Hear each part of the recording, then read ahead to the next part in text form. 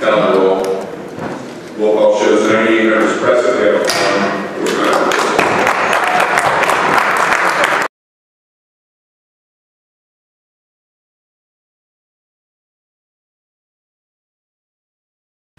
Mr. Speaker, members of the House,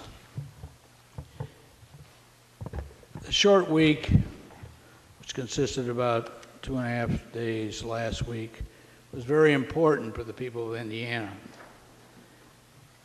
As you know, the only really bipartisan, nonpartisan poll said that 50% of the people of Indiana don't know what a so-called right-to-work bill is.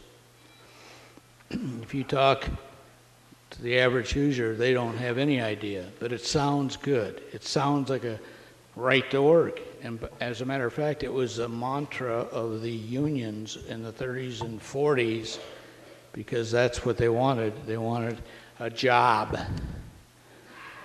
And if the people of this state don't know what a bill is, and if it wasn't an issue in the previous election, when it has such a dramatic impact on the public, what does 2 or 3 weeks of hearings around the state, what does that hurt? It might hurt your feelings if they disagree, but if the bill is bad, as many people think it is, it hurts them financially, and perhaps their health and their future. What we have attempted to do is to give this bill a public hearing so that maybe 90% of the people will know what it means. And they may not agree with us, or they may not agree with you, but at least they'll know what it means. And we can say that great progress has been made. In the 2.5 days, there were 3, and I have to count this morning's chamber meeting, third House meeting. So as 4 public hearings have been had on this. Great attendance, great enthusiasm, and a better understanding. One held in Evansville, 600 plus people. In Gary, standing room only, probably near that. And in Fort Wayne, on about an 18-hour notice, nearly 400 people. That shows you there's people that want to know. That shows you that the public needs to know. That shows you that when you don't debate a bill of this importance, of this significance in an election, and it just slips through, that you need to be on the road. You need to give it time. And you need to let the public in. Let the public in. You're invited to the hearings this weekend. You're invited to the hearings during the week. It certainly has become now a broader statewide issue and not just confined here. When you have newspapers in the state, which I never thought would editorialize against it, such as in Lafayette and Muncie. What are they saying?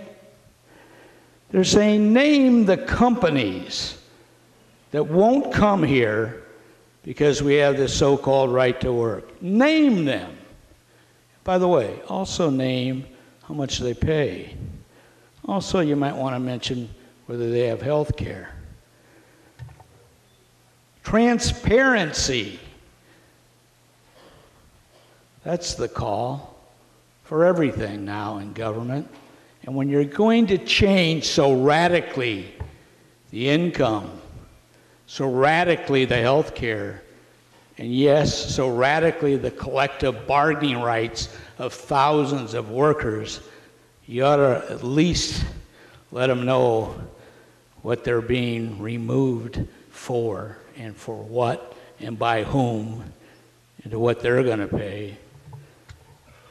I thought that was remarkable, that those two papers are asking for those specific principles of naming the companies, naming what they pay, and really justifying the so-called creation of jobs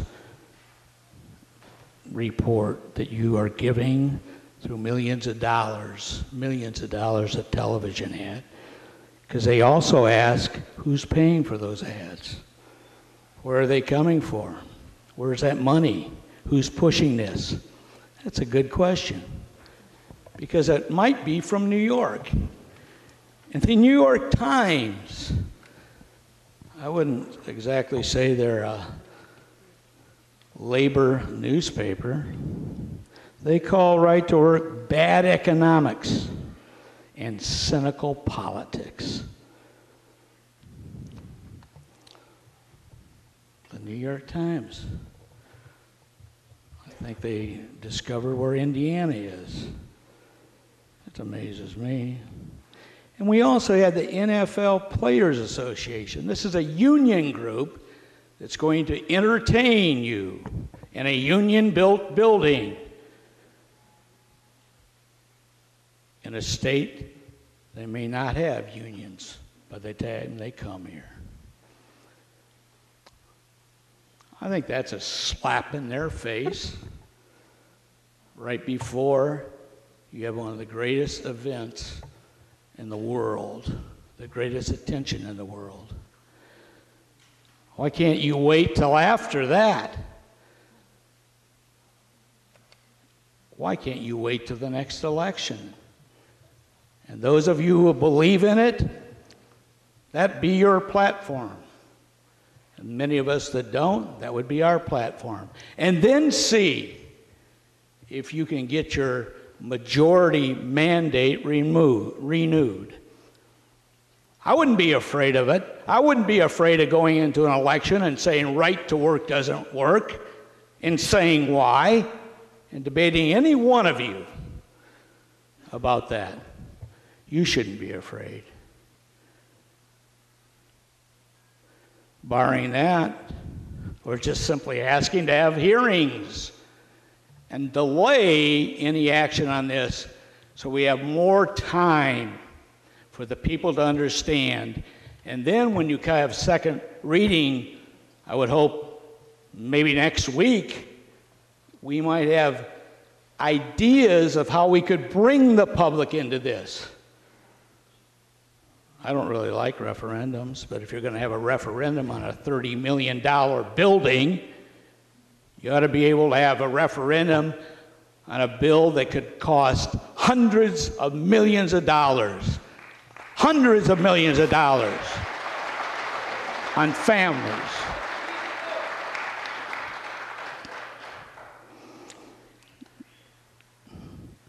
Let the people in. Let the people participate.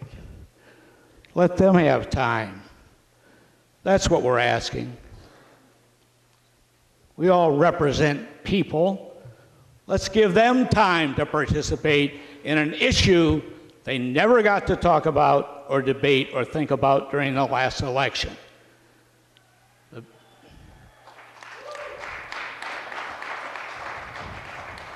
That would be the best remedy. Let's meet in the next election and debate this. It'll make the election exciting and interesting, and we might get about 85% participation. Let's work together, but let's work with the people, include the people on all these important issues, especially one that is the most radical change in decades.